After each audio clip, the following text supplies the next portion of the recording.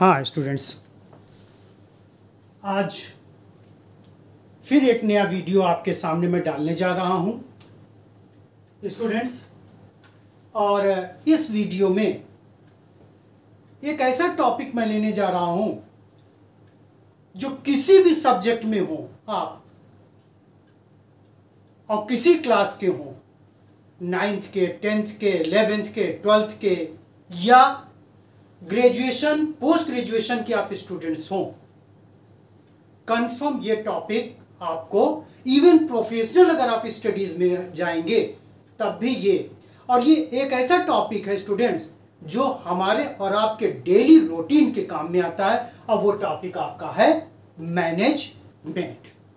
आज इसी पर चर्चा करेंगे थोड़ा डीप में जाकर के मैनेजमेंट की जो भी परिभाषा, जो भी डिफिनीशन है स्टूडेंट्स, वो तो ही है, लेकिन इसको बहुत सा, जैसा मैंने हर बार अपने वीडियो में बताया है, बहुत ही सरल शब्दों में मैं मैनेजमेंट को आज यहाँ पर आपको बताने जा रहा हूँ। और ये फायदा आपको किसी भी स्ट्रीम में, किसी भी जगह, हर जगह मिलेगा। खासकर अगर कॉमर्स के स्टूडेंट है तो कॉमर्स में सिलेबस में है, लेकिन मैनेजमेंट ऐसा ये कहिए कि सिर्फ कॉमर्स का ही सब्जेक्ट है, ऐसा न तो मैं कभी कहूँगा न कोई भी कहेगा, क्योंकि बिना इसके किसी भी सेक्टर में, इवन हमारी जिंदगी के हर स्टेप में इसकी जरूरत पड़ेगी।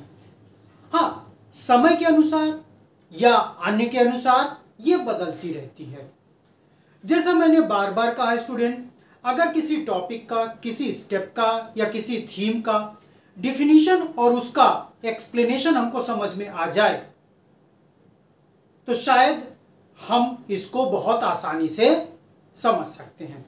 तो मैं ब्रिज बिहारी श्रीवास्तव एक बार फिर आपके सामने मैनेजमेंट की डिफिनीशन जो मैं लिख करके लाया हूं, मैनेजमेंट की डिफिनीशन आपके सामने रखने जा रहा हूं। और इसी डिफिनीशन के बेस पर हम आपको मैनेजमेंट की जितनी भी चीजें हैं वो मैं आपको बताऊंगा। तो सबसे पहले डिफिनीशन, तो मैनेजमेंट इज द प्रोसेस, क्या है? Management is process of designing and maintaining an environment in which individuals working together in groups efficiently accomplish selected aim। ये तो एक मैनेजमेंट की प्रॉपर डिफिनीशन हो गई। डिफिनीशन तो बहुत मिल जाएगी, हर चीज की बहुत डिफिनीशन मिलेगी, लेकिन ऐसी डिफिनीशन हम लोग लें जिसमें कि करीब करीब पूरा उसका सेक्टर क्लियर हो जाए। तो यहां पर डिफिनीशन के बारे में सबसे पहले हम करेंगे, definition is the process of designing and maintaining. किस चीज का प्रोसेस है? ये है प्रोसेस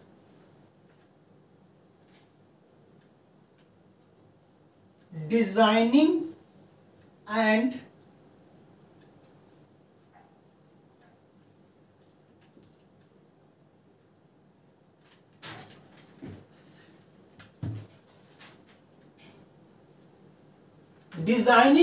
मेंटेनिंग। क्या डिजाइनिंग मेंटेनिंग है? An environment, N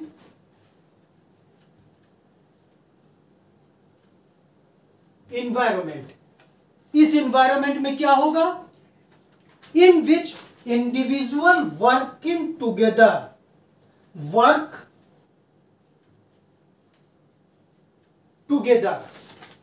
together in groups,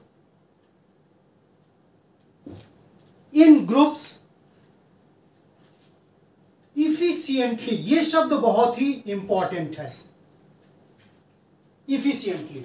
अब पूरी डिफिनेशन हमारे सामने आ गई। मैनेजमेंट क्या है? एक प्रोसेस है।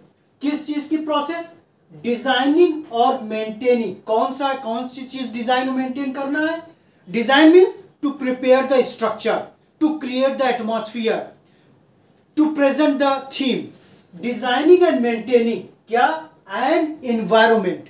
एक ऐसा एनवायरमेंट क्रिएट किया जाएगा मैनेजमेंट में, उसमें क्या होगा? वर्क टुगेदर इन ग्रुप। जितने भी लोग होंगे उसमें जितने भी लोग उसमें होंगे वो एक साथ किसी एक ग्रुप में काम करेंगे। काम कैसे करेंगे? इफिशिएंटली, बहुत ही अच्छे और सिस्टमेटिक तरीके से। इसका क्या परिणाम होगा? इफिशिएंटली की बात कहता है accomplish selected aim, selected aim। तो ये पूरी की पूरी डिफिनीशन का किस लिए एफिशिएंटली वो लोग काम करेंगे? किसी एम को पाने के लिए। इस एम को बहुत जगह आप पढ़ेंगे गोल, जिसको कहेंगे लक्ष्य, जिसको कहेंगे लक्ष्य। तो ये तो पूरी मैनेजमेंट की एक डिफिनीशन होगी। Management is a process of designing and maintaining an environment in which individual work together in group efficiently. किसके लिए? फॉर सेलेक्टेड एम या गोल। क्लियर? डिफिनीशन रटने की जरूरत नहीं है, बस यही चीज है। अगर मैंने डिफिनीशन को उसको प्रॉपर तरीके से डिफरेंट पीसेस में काट दिया, और एक एक पीस स्टूडेंट अपने आप में इंपॉर्टेंट है, जैसा एक बार हम फिर यहां पर देख रहे हैं।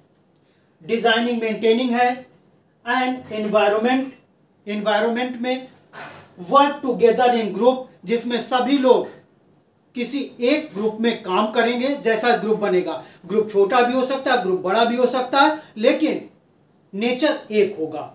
उस ग्रुप में काम करेंगे। काम करने का तरीका कैसा होगा?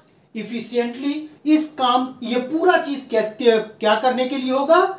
सेलेक्टेड गोल, जो भी आपके गोल है, जो भी आपका लक्ष्य है, जो भी आपका एम है, उस गोल, उस लक्ष्य, उस एम को पाने के लिए। ये जब पूरा काम होता है, इसी पूरे काम को कहा जाता है मैनेजमेंट। ये पूरा का पूरा कहलाता है मैनेजमेंट। इसी को कहते हैं स्टूडेंट्स मैनेजमेंट। अब इसको और सरल तरीके से हम आपको बताने की कोशिश करेंगे, शायद वो और ये तो समझ में आ गई। ये तो एकदम एथेंटिक इसकी डिफिनीशन है, एक्सप्लेनेशन है।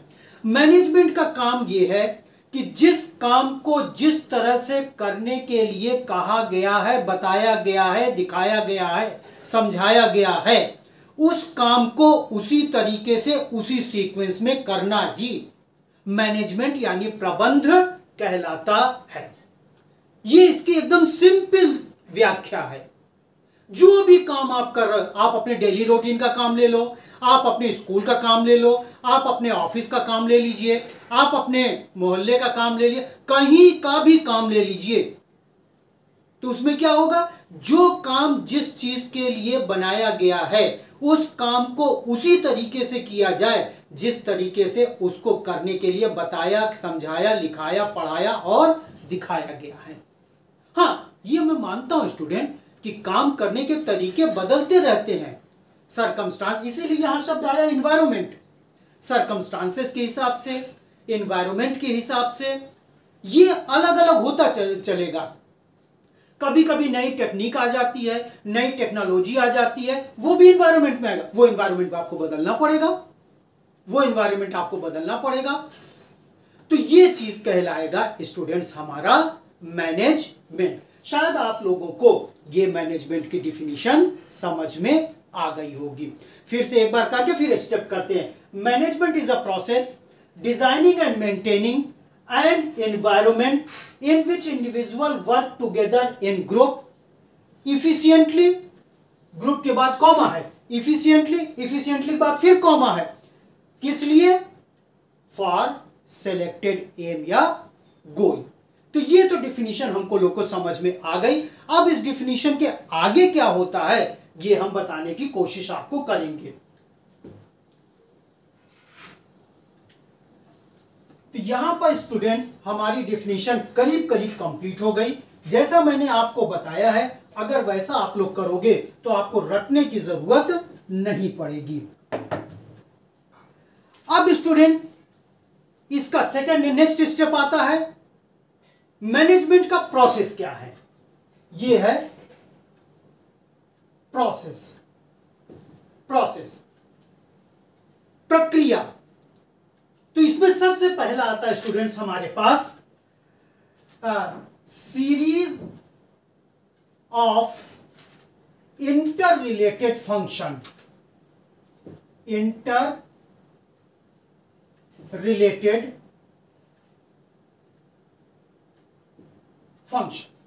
इसमें जो सबसे पहला हमारे पास प्रोसेस आता है, किसी को पहले किसी को दूसरा कर सकते हैं, ये कोई जरूरी नहीं, जो हम पहला कह रहे हैं वही पहला होगा, वो अपने आप कन्वीनियंट के हिसाब से। Series of inter related functions, कौन से फंक्शन का इंटर रिलेटेड मतलब आपस में संबंध होगा। इसमें स्टूडेंट 5 चीजें बताई गई हैं जो किसी भी ऑर्गेनाइजेशन के लिए, किसी नेचर का ऑर्गेनाइजेशन हो, साइंटिफिक नेचर का हो, कॉमर्शियल नेचर का हो, कैपिटल नेचर का हो, कंज्यूमेबल नेचर का हो, इंडस्ट्रियल, कोई भी ऑर्गेनाइजेशन को हो, कहीं पर भी, वहां पर इन 5 चीजों का इंटर रिलेशन होगा। इंटर रिलेशन मीन्स आपस में एकदम सहयोग, और वो क्या क्या है, कौन कौन सा है, प्लानिंग, ये अभी आपको बहुत डिटेल में पढ़ेंगे, planning, organising, staffing, directing and controlling. इन 5 चीज का स्टूडेंट इंटर रिलेशन होगा, प्लानिंग का, ऑर्गेनाइजिंग का, स्टाफिंग का, डायरेक्टिंग का, कंट्रोलिंग का। स्टूडेंट्स कभी आप लोग अगर भविष्य में एमबीए करोगे, अगर आप लोग किसी भी फील्ड के हो, आप साइंस के हो, कॉमर्स के हो, किसी भी फील्ड के आप हो, एमबीए कोई भी कर सकता है, यही 5 चीजें आपको बहुत डिटेल में पढ़ाई जाएंगी, जो आज आप बहुत छोटे में पढ़ रहे हो सकता है यहां पर एक पेज में हो, हर का अलग अलग चैप्टर हो, लेकिन जैसे जैसे इसको हम अपलिफ्ट करते जाएंगे स्टूडेंट, जैसे जैसे इसको अपलिफ्ट करते जाएंगे, इसकी बहुत डेप्थ आपको दिखाई पड़ेगी, लेकिन यही 5 रहेगा, प्लानिंग, ऑर्गेनाइजिंग, स्टाफिंग, डायरेक्टिंग और कंट्रोलिंग। इसी के बीच में आपस में कोऑपरेशन होगा। तो प्रोसेस कौन सा है, series of inter related function. कौन से फंक्शन है, planning, organising, staffing, directing and controlling. और इन्हीं 5 को कहा गया है स्टूडेंट फंक्शंस ऑफ मैनेजमेंट। इसी को मैनेजमेंट का फंक्शन कहा गया है। सेकंड स्टूडेंट्स आता है इफेक्टिव परफॉर्मेंस।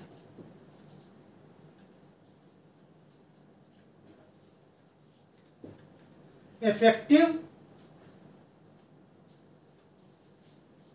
परफॉर्मेंस, दूसरा प्रोसेस कौन सा आता है स्टूडेंट, इफेक्टिव परफॉर्मेंस। इफेक्टिव का मतलब होता है कि किसी भी काम को बहुत अच्छी तरीके से और उसको निश्चित समय में ही पूरा करना।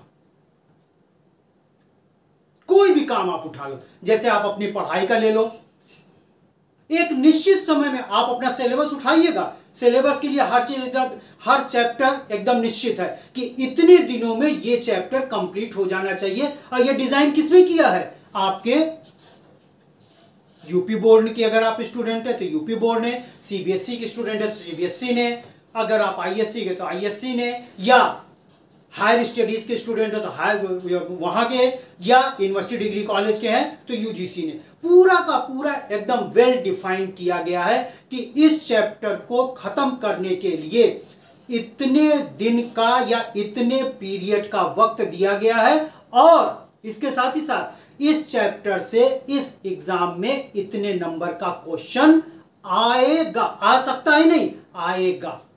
इसी को कहते हैं इफेक्टिव परफॉर्मेंस, कि जो भी काम दिया गया है हमको, उस काम को उसके निश्चित समय में अच्छे तरीके, ध्यान से सुनना, उस काम को उसके निश्चित समय में अच्छे तरीके से खत्म करना, इसी को कहते हैं स्टूडेंट इफेक्टिव परफॉर्मेंस। नेक्स्ट आता है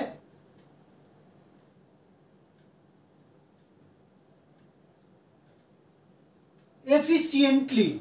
2 शब्द है, इफेक्टिव और एफिशिएंटली।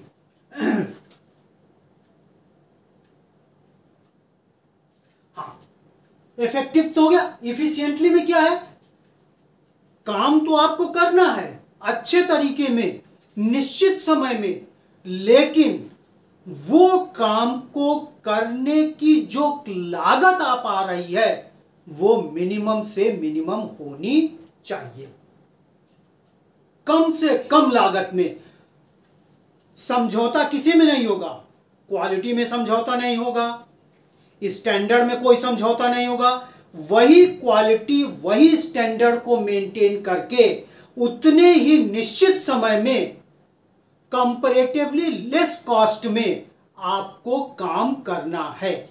जब ये काम आप करते हैं तब उसे कहते हैं इफिशिएंटली, इफेक्टिवली और इफिशिएंटली। ये बहुत ही स्टूडेंट, दो शब्द हम बोल तो जाते हैं बहुत इफेक्टिवली इफिशिएंटली, लेकिन दोनों का शब्द का अंतर बहुत पतला अंतर है, बहुत पतला अंतर है।